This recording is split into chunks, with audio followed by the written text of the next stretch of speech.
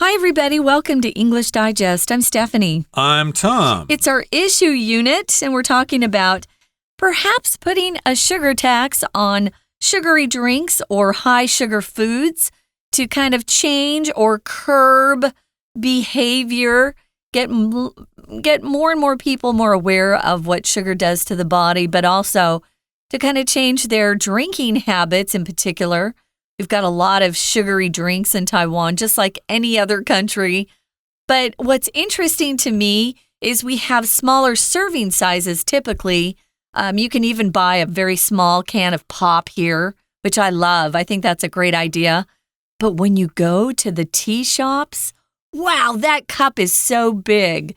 So that might be what they're referring to in day one when they talk about the 700 milliliters of sweet sugary bubble milk tea, perhaps. It's got a lot of sugar content in it. We're talking about whether we want to support the government in implementing a sugar tax or not. What are the pros and cons of that? Ideally, we shouldn't need that kind of tax, but I guess this might be a health crisis with lots of people enjoying these sugary drinks, and maybe we need to do something about it. Again, you can discuss this amongst yourselves, but we're going to continue with this topic in today's lesson, so let's get to it. Let's talk about this sweet tax, this bitter debate, Taiwan's health dilemma. Let's listen to today's lesson right now. Sweet tax, bitter debate, Taiwan's health dilemma. However, the sugar tax is not without its controversies. Supporters argue that it can effectively reduce sugar intake, improve public health, ease the burden on healthcare systems, and generate additional tax revenue for governments. This revenue can then be reinvested in health promotion and medical services. On the other hand, critics contend that a sugar tax could hurt the beverage industry and disproportionately affect low-income families who spend a larger percentage of their income on food and drinks. Furthermore, some worry that consumers might simply replace sugary drinks with other unhealthy options, like high-fat foods or alcoholic beverages, potentially leading to new health problems. Implementing a sugar tax also presents numerous technical challenges. Questions arise about how the tax should be calculated. Should it be based on sugar content or proportion? Should natural sugars be differentiated from artificial ones?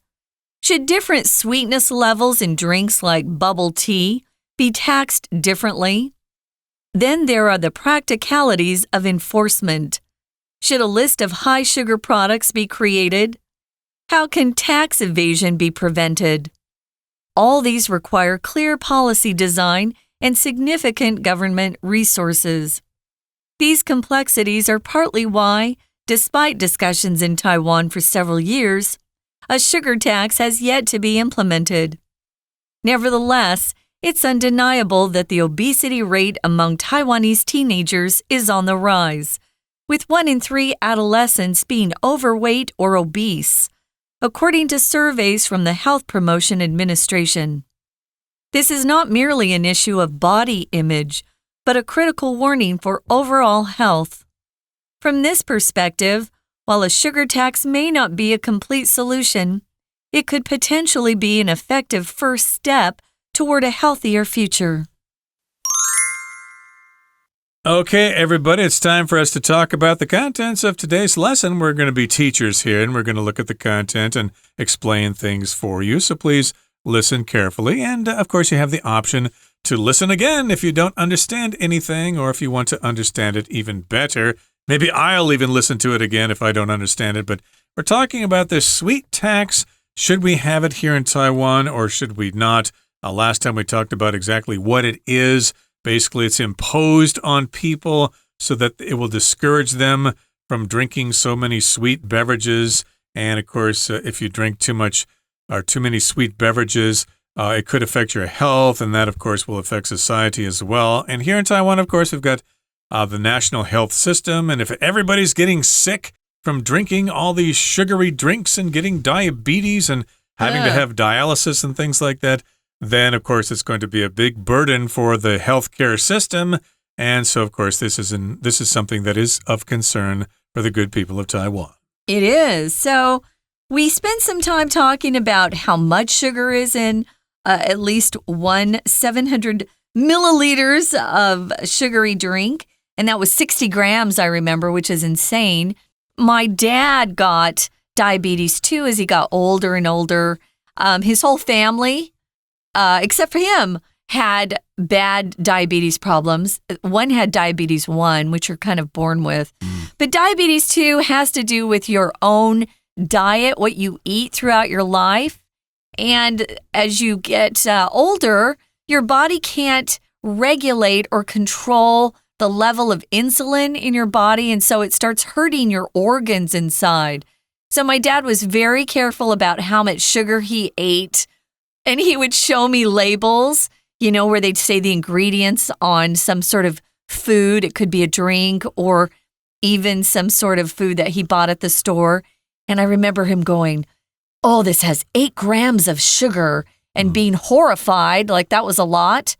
And then we read yesterday in day 1 of our lesson that a drink had 60 grams. Ooh. So, yeah, you got to be more particular about what you eat and drink. It's important. Indeed. So, of course, we're talking about implementing a sugar tax.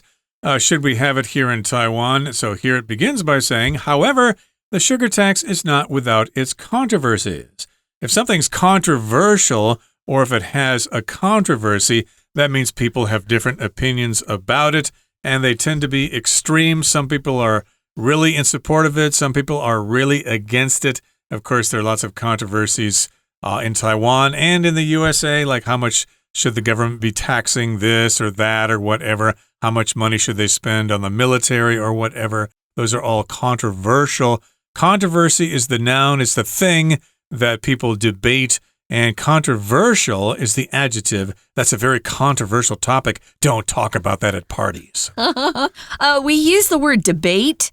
I think a controversy and a debate have similarities. It's just a disagreement. People have different opinions. They're usually 2 sides. There could be more than 2 sides. There could be 3 or 4. It just depends on the people. And sometimes their conversation becomes kind of heated or bitter, as we say in the title here. Don't start calling people names and, really getting upset at friends and family. Everyone has a different opinion. We're going to talk, though, today about some of the different sides of the argument or the debate. Are there pros and cons to this? We're going to look at that. Supporters who want the sugar tax, they argue that it can effectively reduce sugar intake. How much sugar you put into your body is the intake. It can improve public health, might help our national healthcare system stay afloat and not go bankrupt like the one in the UK is, or it might ease or make that burden on the healthcare system lighter. If you ease something, you reduce something, and it can make generate this additional tax revenue. By taxing us, they get more money for the government. Hopefully the government uses it wisely, but I don't know. At least in America, they don't. Indeed. So hopefully the government will use the money here in Taiwan to improve the healthcare system or whatever. That is, if people push for the sugar tax and it is adopted. And this revenue or this extra income for the government can then be reinvested in health promotion and medical services. So, of course, they've already got these medical services, but they can add more money to it. So we're saying they can reinvest the money. They've got the money from the taxes, it's new revenue, and then they can invest it again in other areas for health promotion. They can have, public service announcements or whatever to get people to not consume so much sugar. And they can also improve those medical services. As you know, some things are not covered under Jianbao. Yeah. They can say, well, you've got this problem, but you'll have to pay for the surgery yourself because Jianbao does not cover that. Yeah. So I think this is a good idea. I know in the UK for a while, they were trying to teach people on cooking shows how to improve their health because those in the UK, they don't cook much at home. And they're food outdoors is more like American food where it's high calorie and very unhealthy. I think the food that we can get here in Taiwan on the street is healthier, at least a little bit healthier. There are a lot of things you can buy that are boiled rather than fried or cooked in an unhealthy way. You got to watch out in night markets there. There's a lot of deep fried food there with bad oil or cheap oil. Bad oil, be careful. Yeah, so those are some of the good things, to improve health, ease the burden on healthcare systems. We don't want our healthcare system to go bankrupt or maybe not offer as many services to us, Maybe you'll have to pay more out of pocket, which means you pay for it yourself. It's not covered by insurance. So those are the good things. What are the downsides or the negative parts of this, the cons, you could say? Yeah, on the other hand, critics contend that a sugar tax could hurt the beverage industry and disproportionately affect low-income families who spend a larger percentage of their income on food and drinks. So that's the downside here of having a sugar tax. We got critics here, people who are against this tax. They contend, or they say they have this opinion that a sugar tax could hurt the beverage industry. And of course, here in Taiwan, of course, they have a big beverage industry. We've got those drink shops all over the place that serve sweet beverages. And if people don't drink them so much, hey, these stores could go out of business. And of course, Family Marts and 7-Elevens all sell all sorts of drinks that are sweet. And of course, people, if they're going to start drinking water, my goodness, they're not spending money on those drinks. So the industry could be affected. And then we've got low-income families who would be disproportionately affected. That's a long word here, but the basis of this word is proportion, which means a ratio of something. And disproportionate means there's too much of something and too little of something else. So it will affect low-income families more than it will affect higher income families. So yeah, it's disproportionate. It affects one side too much. And why is that? Well, they spend, at least the low-income families, they spend a larger percentage or proportion, you could say that too, of their income on food and drinks. Usually low-income families also have lower education levels, so perhaps they don't understand the effect of a healthy diet or a bad diet on their bodies. So this is true. They're spending more of their money on food and drinks, and usually it's fast food or food they can pick up at the convenience stores, which isn't as healthy as food cooked at home, where you can control the ingredients, what oil you use. Use the good oils. Don't use seed oils, which cause inflammation. So percentage here just means, again, it's similar to proportion. It's a rate or a number or amount if you take 100 as the whole. So in our room where we're recording right now, we have 50% of the people speaking are female and 50% are male. Tom is a guy and I'm a girl. Percentage is just the noun form of that. We say a percentage of something, like a large percentage of the population is no longer having lots of kids in Taiwan. So we want to improve that. Here we've got a larger percentage of people who are low income. They're spending a lot of their income just on food and drinks, and that tax is going to affect them or hurt them more than it would the wealthy people. Yeah, percentage just means by and B, a ratio of 100, but you guys just say pa, which makes it a lot simpler. I think that comes from the English percentage there.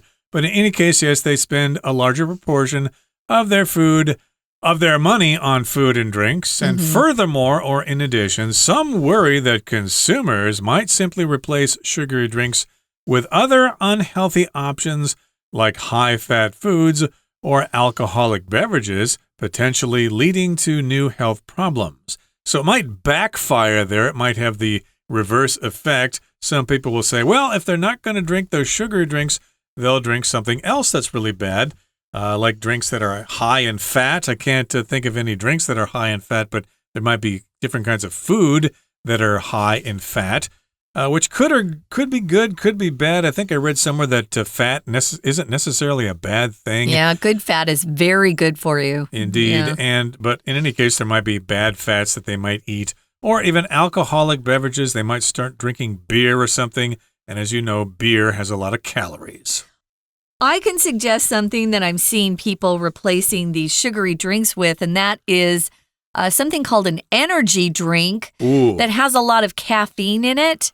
Too much is really hard on your body, and it affects how much you can sleep at night. Sleep is so important for good health. So be careful not to drink too many of those energy drinks. I see a lot of young people or people in the workforce that have to work long hours drinking too many energy drinks. Those are terrible for you as well. So, yeah. Or some people, as you said, might turn to alcohol or alcoholic drinks or beverages. And these all can lead to potentially bad health outcomes, something you don't want. Okay, we're at the midway point in our explanation for today. Let's listen now to our very healthy Chinese teacher. Hello everyone, 我是 Patrick， 今天讲解的是 Sweet Talks Bitter Debate 第二天的课文内容。大家都喝过含糖饮料，不晓得听众对课征糖税有什么样的立场？反对还是支持？其实近年来教改很重视批判性思考，不论赞成还是反对，大家都可以试着写出理由，试着论述看看。如果不知道该怎么做，那就好好参考今天的课文内容。我们一起来看学习重点吧。请看到第一段的第一个句子。However, the sugar tax is not without its controversies. 好，那我刚刚念的是 controversies， 那在美式发音里面呢，其实比较常念是 controversies。好，那在这里我们要特别看到的是 not without， 怎么会有两个否定的概念呢？没有错。的确是负负得正。那意思所要讲的呢，就是这个糖税当然是有争议的啦。好，那接下来就告诉我们它的争议所在，为什么有的人支持，有的人反对。我们看到第二个句子就告诉我们4个支持的理由。好，有效的呢减少糖分的摄取，还能够改善大众健康。那同时呢，请把这个词语搭配画起来 ，ease the burden。好，请画起来，这就是减轻负担。什么负担？医疗体系的负担。好，第4个好处支持的理由是什么呢？为政府增加额外的税收。好，再来，请看一下第4个句子哦。第4个句子开始哦，就等于是什么呢？是反对的理由了。请看到 on the other hand。好，那这个转成词、转成语非常的重要，同学在自己的写作当中也可以多运用。不过在阅读当中，我们知道通常看到这个就是作者呢他的方向要改了，所以前面讲的是支持，接着要讲的就是反对了。Critics 那当然就是什么反对者啦，批评的人，他们所主张的是什么呢？这里讲到 sugar tax， a sugar tax 糖税呢会 hurt the beverage industry， 是会影响到会伤害到饮料产业的。那此外还有什么呢？也会影响到低所得的家庭。好，那在这里老师要特别请同学注意的是哦，我们在写论说文的时候呢，常常都需要讲出不同的论点主张嘛。那在陈述论点的时候呢，我们可以运用不同的动词，像前面第2个句子用到 argue， 这里呢第4个句子就看到 contend， 这个其实都是主张的意思。那比方说像 suggest S-U-G-G-E-S-T 或者呢 maintain M-A-I-N-T-A-I-N 也是很常见的表示某人主张什么或者说了什么。再来我们看到第5个句子，第5个句子一样呢是反对的理由啊。那有些人呢是担心说，好，你收了糖税以后呢，消费者会怎么样？Replace sugary drinks with other unhealthy options。 好，他不喝含糖饮料，但喝了其他的饮料一样是不健康的。请同学把 options 画起来，那跟我们之前所看到的 alternatives 替代方案是一样的意思。 We're going to take a quick break. Stay tuned. We'll be right back.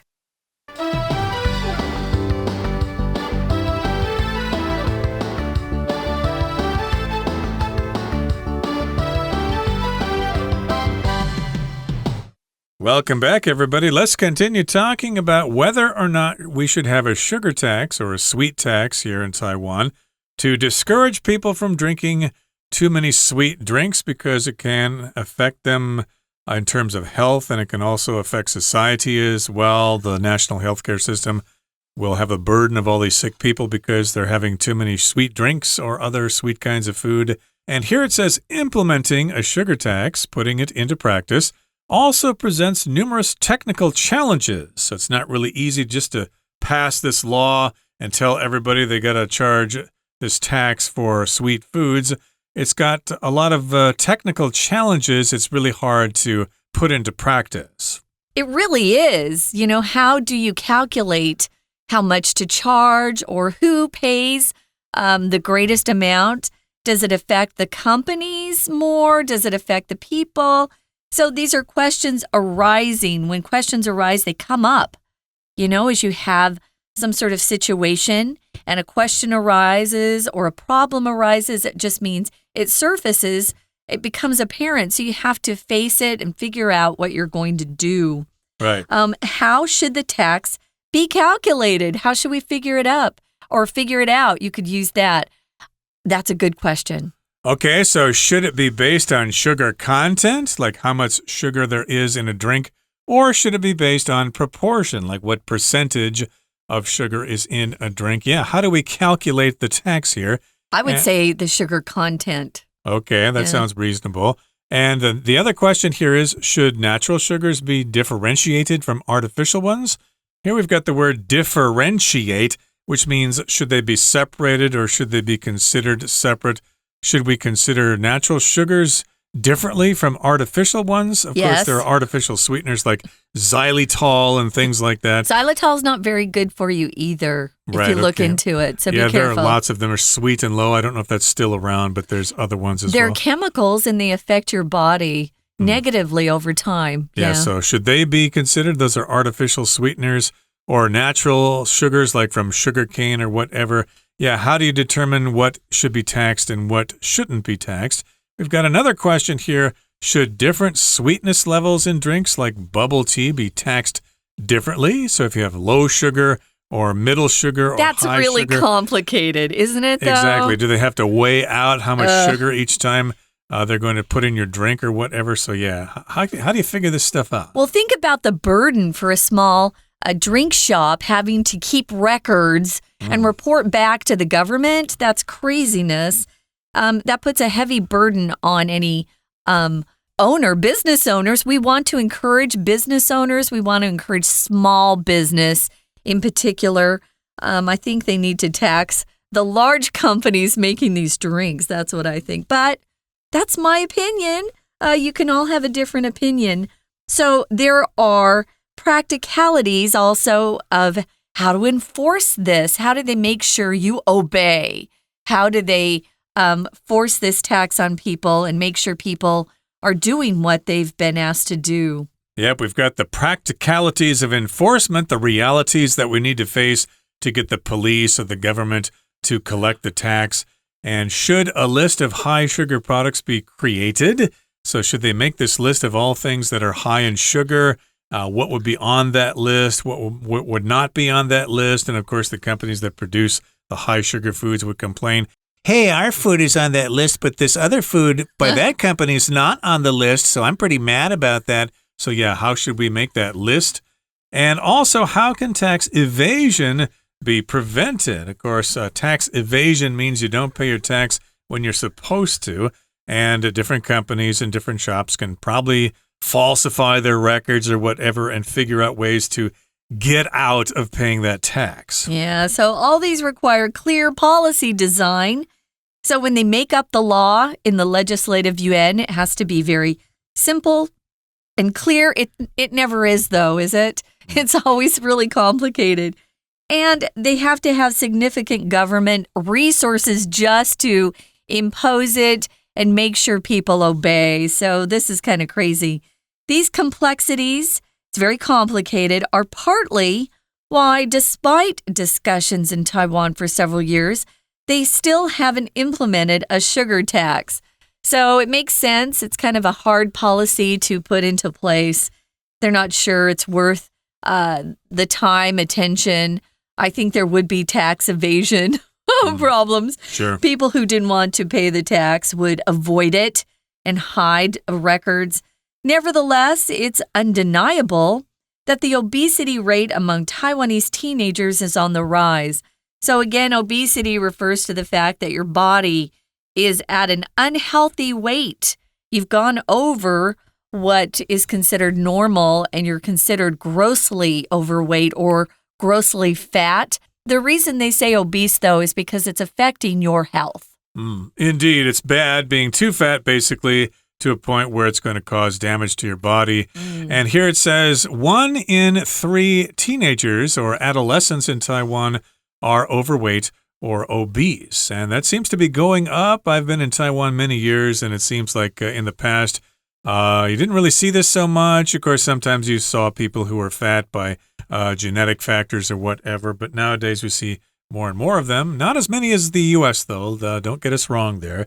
Americans are still really fat compared to the Taiwanese, but it still is a concern here in Taiwan. And this is according to surveys from the Health Promotion Administration, which is basically a government agency that handles this particular issue.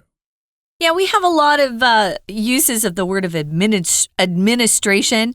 It could be the activity of just running a business. Maybe you are getting a bachelor's degree in school in business administration, which means you're studying how to run a business and maybe be a boss or a supervisor in the long run. Here, it's a department in the government, so they are there to promote health. So this is not just or merely, that's what merely means, only, not important, small, merely, an issue of body image, how you view yourself. But it's a really critical warning for overall health. Overall just means considering everything, not just how you look, but how you feel. That's part of being in good health. Yep, it's not just about what you look like, but it's also about your health. That's the most important thing. Yeah. And from this perspective, while a sugar tax may not be a complete solution, it could potentially be an effective first step toward a healthier future. So again, you need to sort of consider this yourselves. I guess I don't really like the idea of an additional tax. We're taxed all over the place, and I wish this problem could fix itself, basically. Companies could come out with, again, products that would be more attractive to people, that would be healthier, like, sugar-free teas and things like that. Yeah. Or fruit drinks or whatever. So, what about the sugar tax? Should it be implemented, or is it just kind of a dumb idea? Well, you can discuss this amongst yourselves. Right now, we're going to listen one more time to our Chinese teacher. 那接着，请同学看到第2段。前面已经都说明了课征糖税正反方的意见，第2段呢就进一步的说明，就算要课征，其实做起来也不容易，因为有一连串问题要克服。我们看第2段一整段是不是有好多问句啊？这就是质疑的人、批评的人会想到的问题哦。我们看第2个句子 ，Questions arise about how the tax should be calculated。光这个税，糖税要怎么去计算，就是个问题了。好，那再来，我们看到第3个句子 ，Should natural sugars be differentiated from artificial ones？ 请把 differentiated from 画起来，这边用到被动语态，把这个天然的糖跟人工的糖要怎么样区分开来？那应不应该区分？好。用到的动词片语就是 differentiate from。再来呢，请同学看到第6个句子，这里有一个词语值得我们注意，逃税 tax evasion。好，最后呢，请看到第8个句子。那第8个句子呢是词语搭配。那老师在前一天课文内容已经讲到了，我们要征糖税，要课征糖税 ，implement a sugar tax。那如果呢是 sugar tax 当主词，当然我们用被动语态。不过除了词语搭配，还有个重点呢，就是 has yet to be implemented。请同学把 has yet to be 这里画起来。我们知道现在完成式那这边呢是属于现在完成式的否定哦。我们还没有课征糖税，可是你看不到 not， 对不对？没有错。如果我们用 have 再加 yet 再加 to，再加原形，这其实呢就等于是 have 加上 not 再加上什么过去分词。请同学特别注意，这里虽然没有看到 not， 但其实就是否定的。再来，请看到第3段，那到底课征糖税想要解决什么问题呢？第1个句子，第3段等于算是文章的结论了。那当然会有人建议要课征糖税，就是为了要解决一定的问题。什么问题呢？ Obesity rate among Taiwanese teenagers is on the rise， 就是台湾的青少年那过重的比率呢，其实节节上升。On the rise 这个片语呢，请同学特别记起来。好，以上呢就是我们针对糖税这个单元所做的中文讲解。I'll see you next time.